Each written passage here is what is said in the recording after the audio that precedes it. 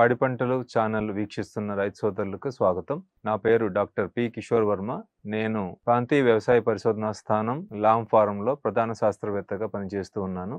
ఈరోజు మనం మినుము, పెసరలో వైరస్ తెగుళ్ళ యాజమాన్యం గురించి తెలుసుకుందాం. మినుము, పెసర ఎక్కువగా మనకేంటంటే ఈ రబీ కాలంలో మినుము అయితే ఎక్కువగా ఈ వరి తర్వాత పండిస్తూ ఉంటారు. అలాగే చాలా దగ్గరలో మాగాణంలో కూడా వీటిని సాగు చేస్తూ ఉంటారు. అయితే వీటిలో వైరస్ తెగులు ఆశించి చాలా వరకు నష్టాన్ని కలుగజేస్తూ ఉంటాయి. కాబట్టి ఈ వైరస్ తెగుల్ని గుర్తించడం ఎలా, వాటి లక్షణాలు ఎలా ఉంటాయి, వాటి యాజమాన్యం ఏ విధంగా మనం చేపట్టాలనే దానిపై ఇప్పుడు మీకు అవగాహన కల్పిస్తాను.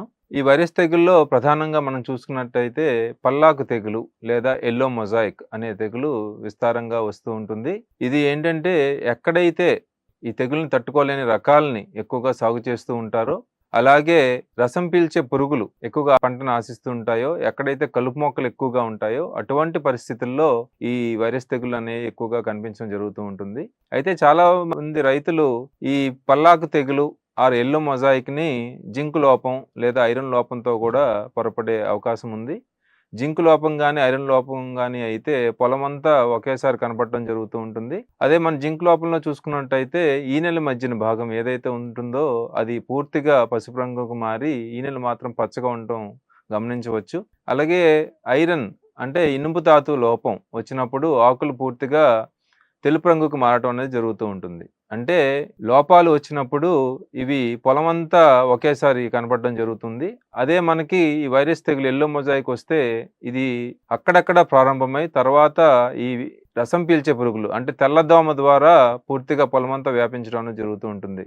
కాబట్టి దీని యొక్క ముఖ్య లక్షణాల గురించి ఇప్పుడు చర్చించుకుందాం. దీని ముఖ్య లక్షణాలు మనం చూసినట్టయితే పసుపు రంగు మచ్చలు లేత ఆకులపై ఎక్కువగా కనపడతాయి. దీన్ని మొజాయిక్ అని ఎందుకన్నామంటే అటు పసుపు అలాగే పచ్చ రంగు రెండు కలిపి మొజాయిక్ ఫ్లోర్లో కనబడతాయి కాబట్టి దీన్ని మనం ఎల్లో మొజాయిక్ అని పిలవడం జరుగుతూ ఉంటుంది. ఈ తెగులు మనకి పొలం తొలి దశలో ఆశించినట్టయితే అటువంటి పరిస్థితుల్లో ఎక్కువగా నష్టం కలుగజేస్తుంది. అంటే పూత సరిగ్గా రాదు, అలాగే కాయలు కూడా సరిగ్గా ఉండవు. కాబట్టి తొలి దశలోనే ఈ తెగులు మనం గుర్తించి దానికి యాజమాన్య చర్యలు మనం పాటించాల్సి ఉంటుంది.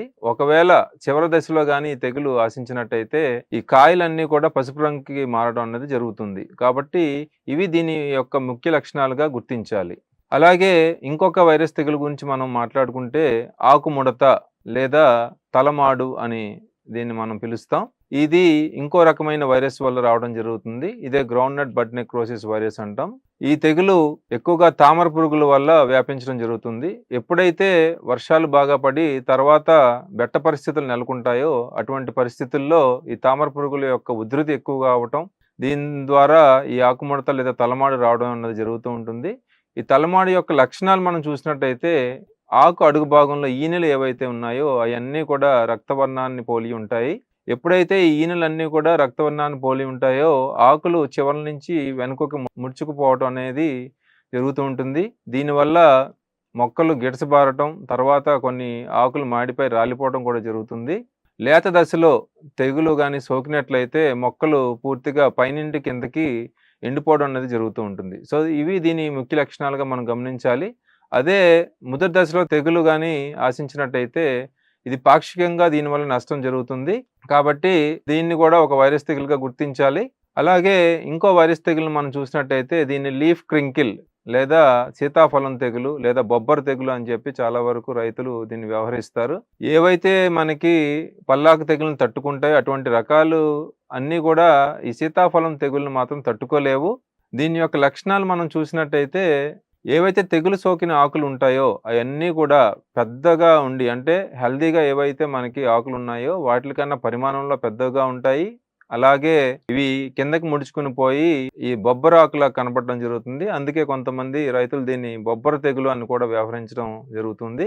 ఎప్పుడైతే ఈ తెగులు యొక్క ఉధృతి ఎక్కువగా ఉంటుందో పూత చాలా తక్కువగా ఉంటుంది. అలాగే కాయలు కాయటం కూడా కాపు కూడా పూర్తిగా తగ్గిపోతుంది. దీనివల్ల మొక్కలు కూడా చాలా వరకు గిడసబారిపోయి పెరుగుదల సరిగ్గా ఉండదు. దీన్ని మనం సీతాఫలం తెగులు యొక్క లక్షణాలుగా ఇప్పుడు చెప్పుకునేవన్నీ కూడా మనం గుర్తించాలి.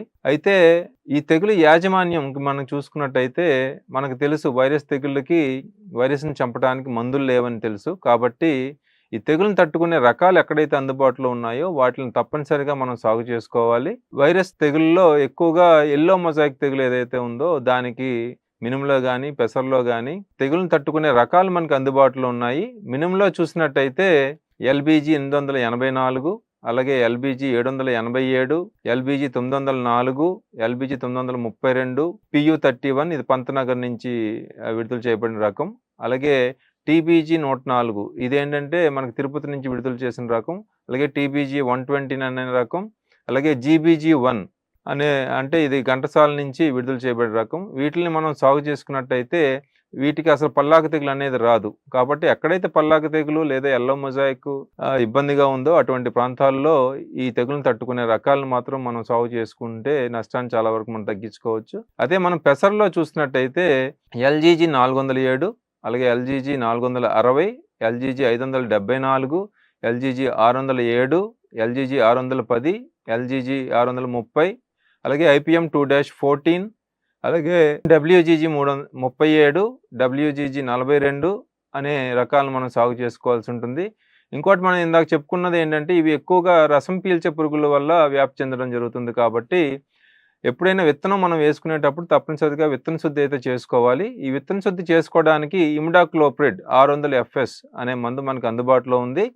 దీన్ని మనం 5 ml కిలో విత్తనానికి పట్టించుకోవాలి. లేదా ఇంకో మందు కూడా మనకు అందుబాటులో ఉంది. దాన్ని మనం థయోమిథాక్సామ్ అంటాము. ఇది 70 WS ఫార్ములేషన్ మనకి అందుబాటులో ఉంది. ఇదే క్రూయిజర్ అనే పేరుతో కూడా మార్కెట్లో మనకు అందుబాటులో ఉంది. ఇది 5 గ్రాముల కిలో విత్తనానికి పట్టించి మనం విత్తన శుద్ధి చేసుకున్నట్టయితే తొలి దశలో 15-20 రోజుల వరకు ఏవైతే మనకి రసం పీల్చే పురుగులు ఎక్కువగా వస్తాయో అవి మన పంటను ఆశించకుండా ఉండడానికి అవకాశం ఉంటుంది. అలాగే ఎక్కడైతే మన వరి మాగాణంలో ఈ మునిమును ఎక్కువగా సాగు చేస్తూ ఉంటారో అటువంటి ప్రాంతాల్లో వడలు తెగులు వచ్చే అవకాశం ఎక్కువగా ఉంది. కాబట్టి ఇప్పుడు చెప్పుకున్న మందులతో పాటు అంటే ఇమిడాక్లోప్రిడ్ కానీ లేకపోతే థయోమిథాక్సామ్ కానీ వీటితో పాటు మ్యాంకోజబ్ అనే మందుని 2.5 గ్రాముల కిలో విత్తనానికి మనం పట్టించుకున్నట్టయితే తొలి దశలో ఏవైతే మనకి మొక్కలు చనిపోతాయో ఆ మొక్కలు చనిపోకుండా ఉండడానికి అవకాశం ఉంటుంది.